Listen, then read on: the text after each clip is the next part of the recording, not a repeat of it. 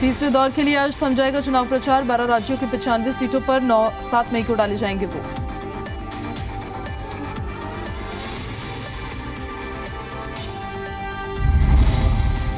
दिल्ली में आम आदमी पार्टी का walkathon, walk for Kejriwal. Gopal Rai, Saurabh Bharadwaj समेत कई नेता शामिल। गोपाल राय बोले, वोट की ताकत से देंगे जेल का जवाब। आम आदमी पार्टी नेता सोमनाथ भारती का बीजेपी पर वार। कहा, बीजेपी को भ्रष्टाचार पर बोलने का नहीं है कोई अधिकार। बोले, तानाशाही का जवाब वोट से देगी जनता।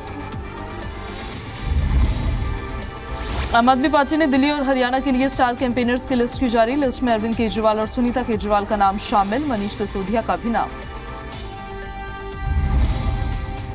आम आदमी पार्टी ने दिल्ली के कई इलाकों में बनाए human banner. ITO Saket metro station पर बनाए ह्यूमन बैनर। आप बोली, बदलाव का मन बना चुकी है जनता। नई दिल्ली लोकसभा सीट से इंडिया गठबंधन के प्रत्याशी सोमनाथ भारती ने भरा नॉमिनेशन। नामांकन से पहले मंदिर जाकर की पूजा अर्चना। इस दिल्ली से आम आदमी पार्टी के उम्मीदवार महाबल मिश्रा ने भरा नामांकन। मंत्री कैलाश गहलोत रहे मौजूद।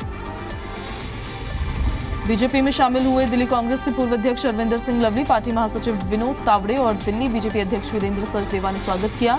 लवली बोले, चुनाव में बहुमत से जीतेगी बीजेपी।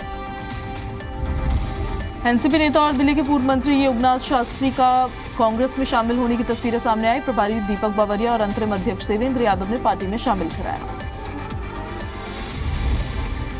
वोट जिहाद पर सीएम योगी का विपक्ष पर हमला। बोले, जिहाद की बात करने वालों ने ही किया देश का विभाजन। वोट जिहाद को लेकर सीएम योगी का विपक्ष पर प्रहार। बोले, जिहाद से प्रेम है तो पाकिस्तान जाए। जिहाद की बात करने वालों ने किया विभाजन। कांग्रेस नेता प्रियंका गांधी का बड़ा बयान। कहा, देश की राजनीति को ठीक करने के लिए नया प्रधानमंत्री चुनने का समय आया। बीजेपी सरकार पर भी बोला हमला। आईएनडीआईए गठबंधन में पीएम के चेहरे को लेकर कांग्रेस नेता शशि थरूर का बयान। कहा, सभी की बात सुनने वाला प्रधानमंत्री होगा, सभी से एक जैसा करेगा बर्ताव। कांग्रेस नेता शशि थरूर बोले, कहा, चुनाव के बाद साथ आएंगे सभी दल। राम मंदिर प्राण प्रतिष्ठा निमंत्रण अस्वीकार करना सही था। अग्निवीर को लेकर कांग्रेस नेता राहुल गांधी का बड़ा बयान। वीडियो जारी कर कहा, सरकार में आते ही खत्म कर देंगे अग्निवीर योजना। बहुजन समाज पार्टी के लोगों को बड़ा झटका लगा। पूर्व विधायक नीता गौतम ने कांग्रेस में शामिल होने का फैसला लिया और कांग्रेस के प्रत्याशी को जीत दिलाने का दावा किया।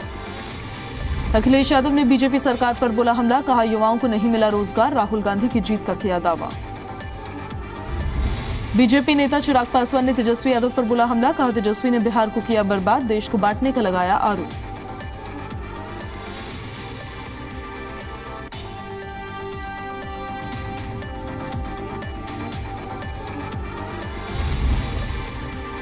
बिहार के पूर्व डिप्टी सीएम तेजस्वी यादव का बीजेपी पर अटैक। कहा, सरकार ने एक भी वादा नहीं किया पूरा। इंडिया गठबंधन की जीत का किया दावा।